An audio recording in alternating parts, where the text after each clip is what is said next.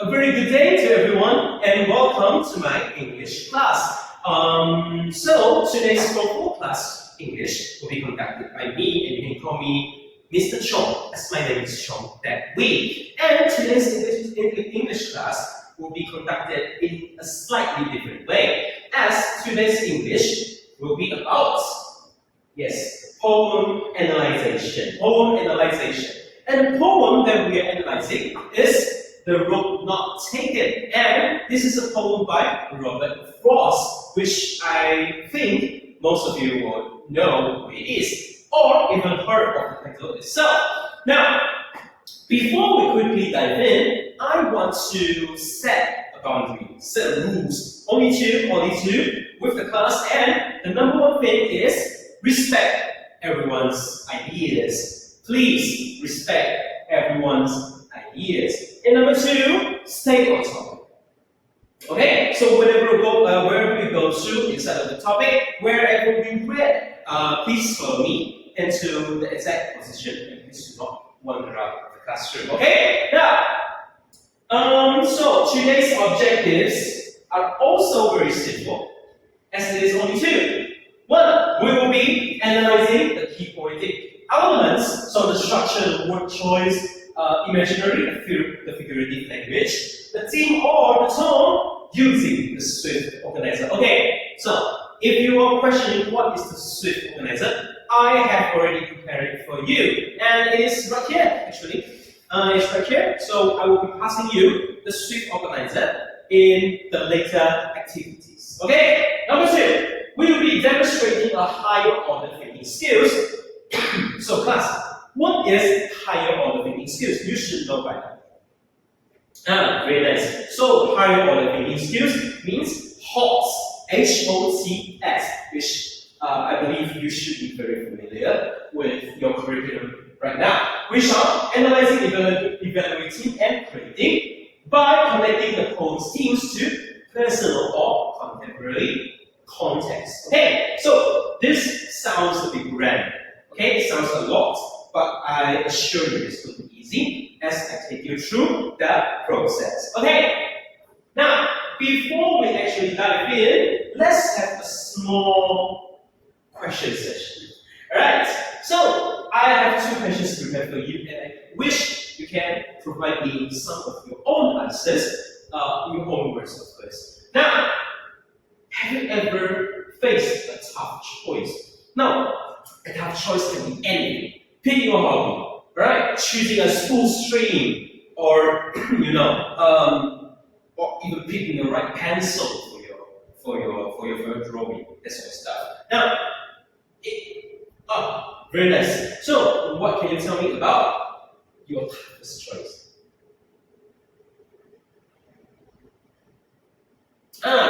Okay, nice example. Now, what made it difficult? What makes it difficult for you to do? Okay, very nice. Exactly. This is exactly what I want. Because what he said about hardships is exactly what Robert Frost wants to convey through his poem, which is indecision. Okay, remember this word, indecision. Okay, so now I will be giving you your copies, and please do not lose it or doodle on it, because later you'll be using this for your activity as well. Now, let's go into okay, let's finally get into the poem itself. Now, so we will be doing something a little bit different. I will be using a read aloud strategy. Where's read aloud strategy? I will be reading for you, and you'll be repeating after me. Not repeating after me, you'll read with me. Okay? And in the middle of it, I will perhaps add in some questions for you to start. How do I say this? For you to start the engine in your head, right? Because right now I see some of you are a little bit sleepy. It's okay. It's okay to be a little bit sleepy, but I want you to be on your 100% when you are actually thinking about the poem. Okay? Now let's read it from top to bottom And okay, now 2 roads diverge in a yellow wood. And sorry, I cannot travel both. And the one traveler alone stood and looked down one as far as I could toward a bend in the other grove. Right, everyone. We notice there are ropes splitting. What is the symbol? What is the symbol of it? What is Robert Frost trying to convey about this?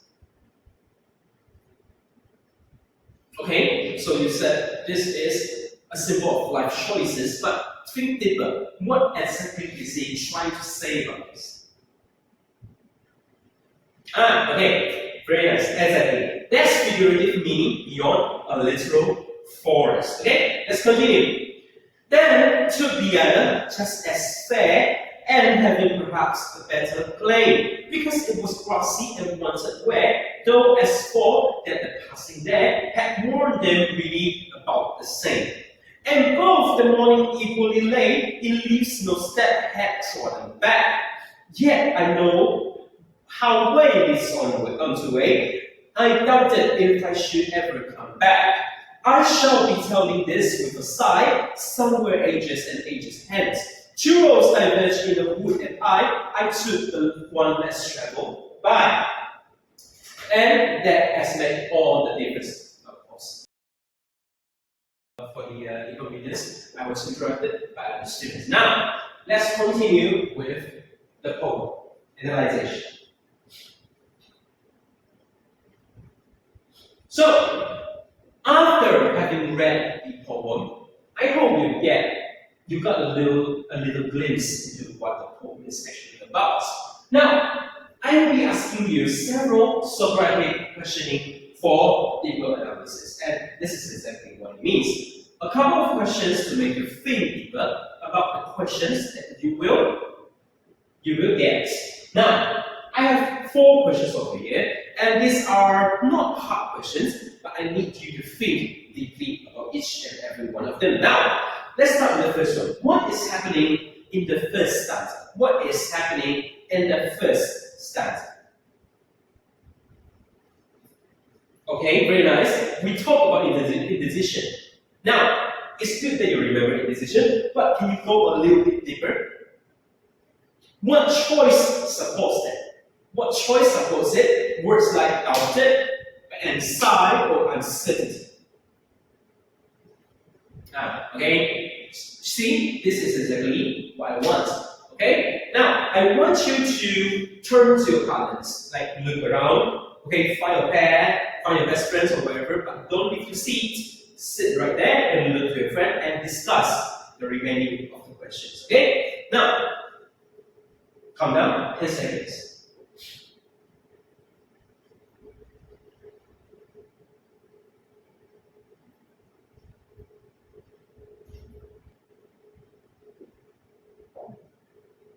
Okay, does everyone have the answers? Right, now let's continue of the 3 other questions. How does the speaker's tone reflect indecision? Here. How does the speaker, Robert Frost, the poet's tone reflect indecision?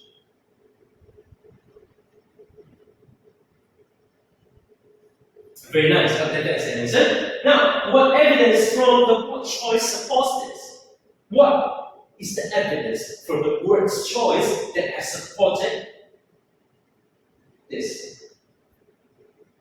Okay, I see. Yeah, very nice.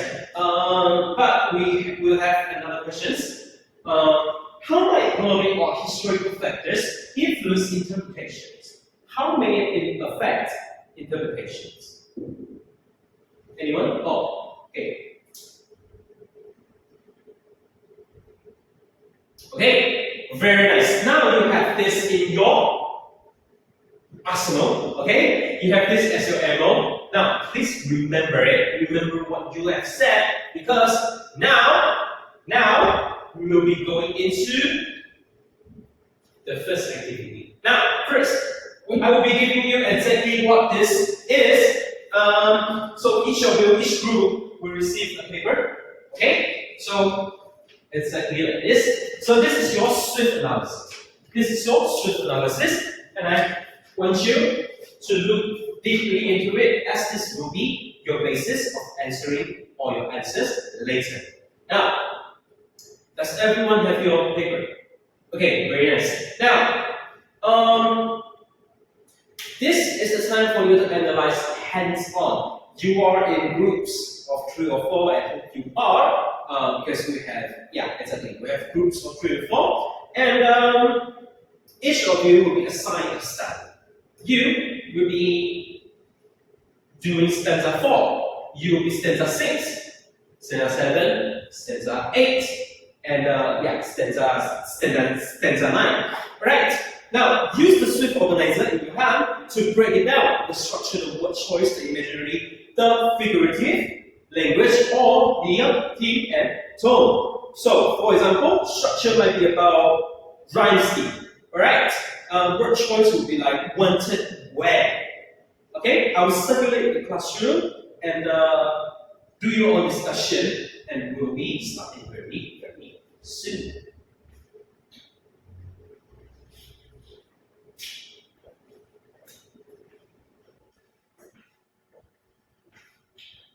Okay, I hope everyone has their answers. Now, group one, yes, one. What assumptions are you making about the yellow snow? Is it a spotted or is it more? The yellow snow, yes. Okay, very nice. So how does the imaginary support uncertainty? Sorry. How does the imaginary support uncertainty? Okay, very nice. Now, group 3. Can you predict if the author has regretted doing everything that he did? And is there an evidence? Nice. Strong reasoning. Now, is there an evidence? What's the evidence? Great. Actually, very nice. Yeah, that's the evidence. Yes. Okay, so with that, I believe that this group insight is done. Now, let's do a quick, really quick recap of what this class was about. So we have explored themes of choice, regret, and individuality. I hope you've done that during your group insights. Individuality, and also use Socratic questioning to deepen your analysis and connected the poem to modern decisions like career choices. Okay, so a very quick reflection. How can this poem's message apply to your life? How can this poem's message apply to your own life? Very nice. So it fosters empathy, right? It fosters reflection. It encourages you to do your own reflection, right? So after this, thank you. All right, thank you for joining the class, and you have been full of energy and full of insights. And I hope you can use this similar analysis skills in your future for analyzation or analyzation in any passages or stories. All right, thank you everyone. Class dismissed.